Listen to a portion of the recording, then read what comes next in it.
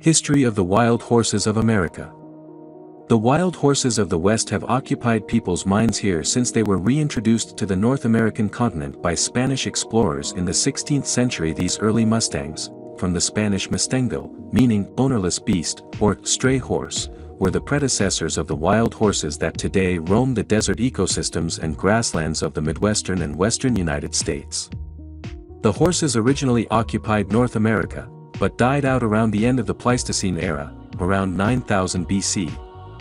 Once reintroduced by conquerors, they quickly expanded in range and territory and were valued for their endurance, mobility, valor, and reliability during periods of conflict. One of the earliest accounts of Native Americans acquiring mustangs dates back to 1541, when Mendoza, a Spanish viceroy, gave Aztec warrior horses to fight in the Mixtón War of central Mexico. The Spanish were eventually driven out of New Mexico by the native Pueblo tribes, who acquired many of the abandoned animals and used them as barter with Great Plains tribes. The Plains riders came to rely on the Mustang for buffalo hunting, and the increased trade opportunities that bison meat offered, and to improve the range of their camps, an advantage over other tribes. Horses became a symbol of wealth in many tribes and were valued as trophies to be won by the brave in battle. In the early 18th century, for trappers, Indian scouts, muleteers, soldiers, and pioneers from the West came to depend on the horse as a regular part of life.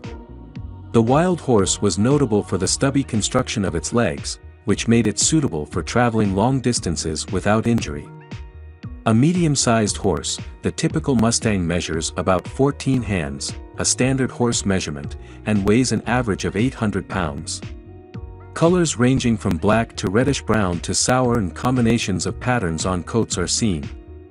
In addition to the general Mustang population, two specific breeds called Tarpan and Przewalski are recognized as unique genetic strains of the genus Equus that are true wild horses. The durability of the wild horse or Mustang is matched by their ability to reproduce readily. A herd population can double in size every 4 years. They also have no natural predators and can live up to 40 years. Their population reached an all-time high around 1918, with 2 million Mustangs roaming North America.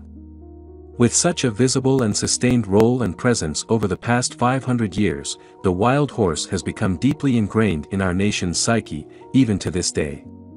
It became the symbol of the Pony Express mail service, with messengers on horseback crossing the nation from Missouri to California from April 3, 1860 to October 1861.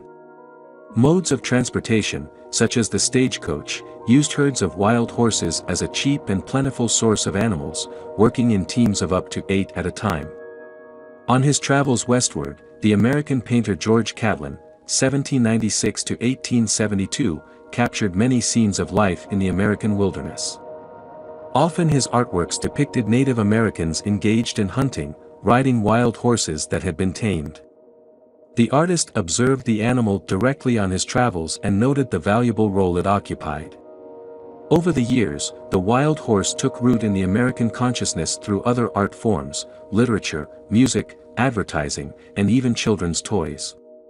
Generations of boys played with cowboy and Indian figures mounted on wild horses, first cast in lead and then in molded plastic in a variety of colors and sizes.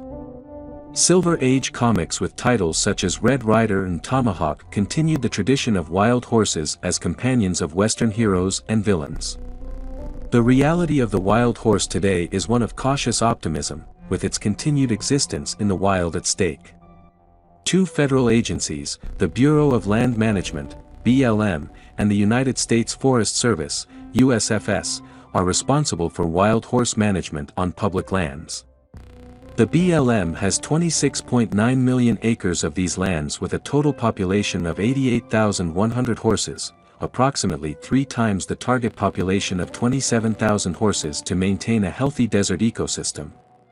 The wild horse is a hallmark of Old West legends and its romanticized history and promises to remain so for generations to come.